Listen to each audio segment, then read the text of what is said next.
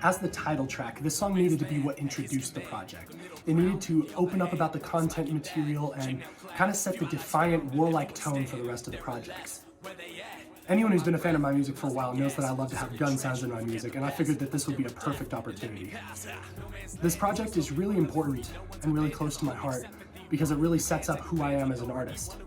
My first album did similar things along those lines, but this further defines my role in the music industry.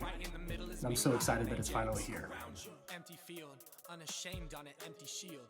Bodies on the ground and fates are sealed as they cry, but nobody's healed. Sad thing is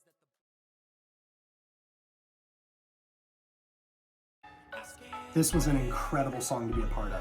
This song took super long to complete, in fact longer than any of the other songs, but it was all worth it. JULIAN has been one of my favorite voices in music for a long time, and it's an honor to have finally been able to make a track with him. I wanted this to be the second song on the album because it follows up the title track with even more detail. A huge part of No Man's Land was me figuring out who I'm supposed to be as an artist, and belonging is a huge part of that, and it's something that I've struggled with for a long time. But in the making of this album, I realized that my belonging cannot be found by anything on this earth. I know that not all y'all are Christians, and my music is not praise music. But I find my belonging in Christ. I am a citizen first of heaven, and that is where I belong. And that's why I wrote the lyrics for this song. I'm only here to leave, my home is in the sky. I'm down to my feet when I was made to fly.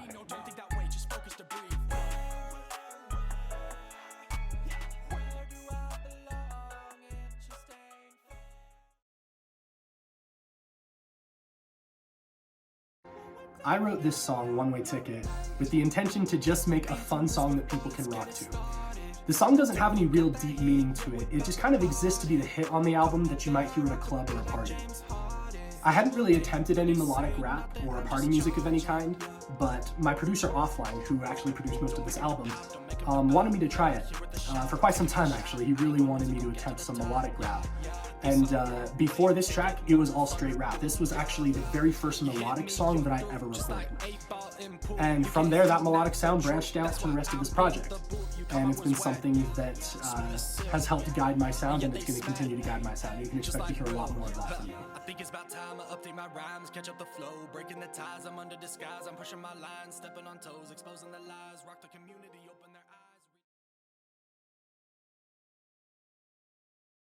eyes. This is the first song on the project that I figured might confuse some people. There is a group of people, artists, producers, labels, etc., who fall into a category of artists that I used to belong to. But then I realized that there is an incredible amount of hypocrisy in that community, and the toxicity levels were reaching all new highs. And I realized that I really wanted nothing to do with them. And so, because of that, my leaving was the cause of a lot of attacks. And at first I was upset at this, and really disappointed in a lot of people. But then I realized that I was okay being labeled a traitor by them, because being a traitor to them meant being true to myself and to what's right. So this is a very important track on the album.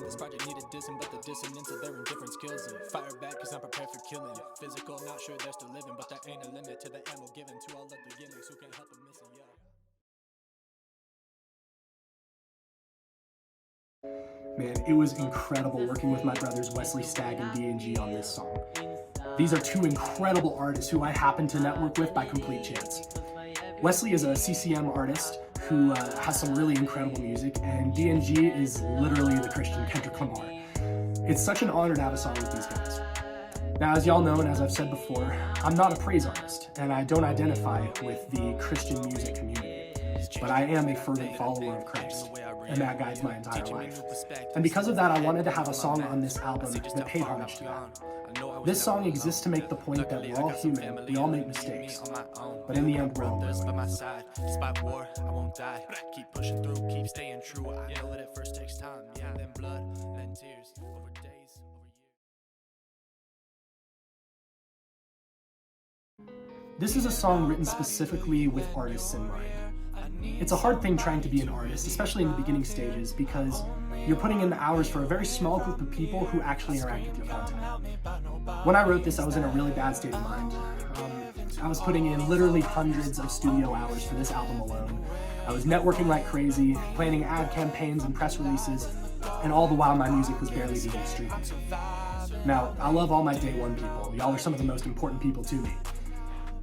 But it's really hard to have a small number of listeners when you're putting in the same amount of work, and sometimes, if we're being honest, even more work than the major artists do. Because, like I've said before, and like y'all know, I'm independent. Everything that I do, marketing, production, even though I've networked with some people, I do that all myself. So this song is for anyone really who doesn't feel heard, but specifically for my fellow artists. I get it. It's something that we all deal with. But in the end, even if nobody hears it, you did what you knew you needed to do. And that's all that matters. And that's a really important thing that I learned on this album, and I really wanted it to be reflected in this song.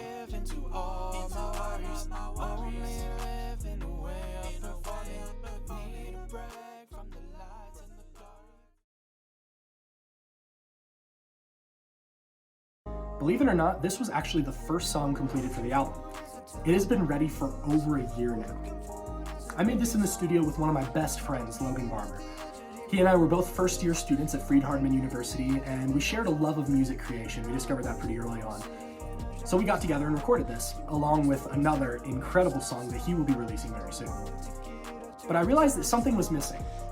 We still needed a first verse, and I wanted it to be something that sounded unique from me and Logan. And around that time, I had networked with a rapper named Young Parker, and I really was rocking with his stuff. So I figured, why not? Let's see if he'd do the verse. Well, he agreed, and got his verse back to me so quickly it actually blew my mind. We all loved the verse, and the song was ready. Huge shout out to Dennis Falcon, by the way. He's the audio engineer who mixed this song, and he did an incredible job. It's been an honor getting to work with him as well. All the collaborations on this project are amazing and have been such a blessing to do. And this one in particular I've wanted to release for a very long time, so I'm so excited that it's finally here.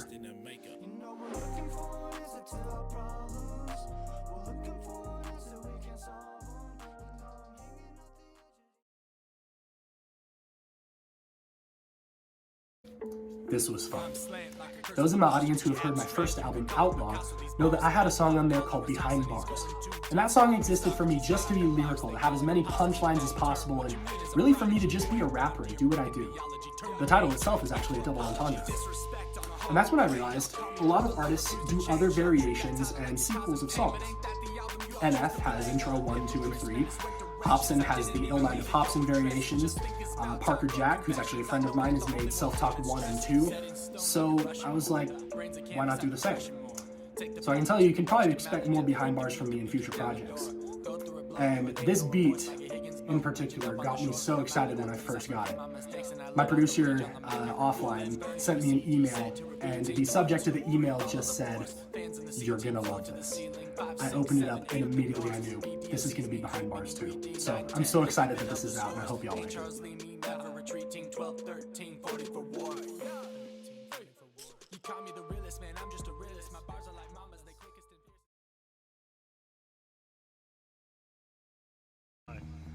Oh boy, media. This is a difficult one to talk about because, it's true, this song does target a specific situation and a few specific people and organizations. I needed to make this song to tie up some loose ends. In the moment, everything was overwhelming and things got very out of hand, and we needed to just move on from some things very quickly. And now that I've had time to collect my thoughts and, really organize them in a way that makes sense, I need certain people to understand that I'm not rolling over. A while back, for those of you who don't know all the specifics of the situation, there were a lot of people trying to drag my name through the dirt, and to be honest, I just wasn't prepared for how to deal with that. But now I am, and I have no fear of anyone. They've been on the offensive for long enough, and so this was my long-delayed return fire. And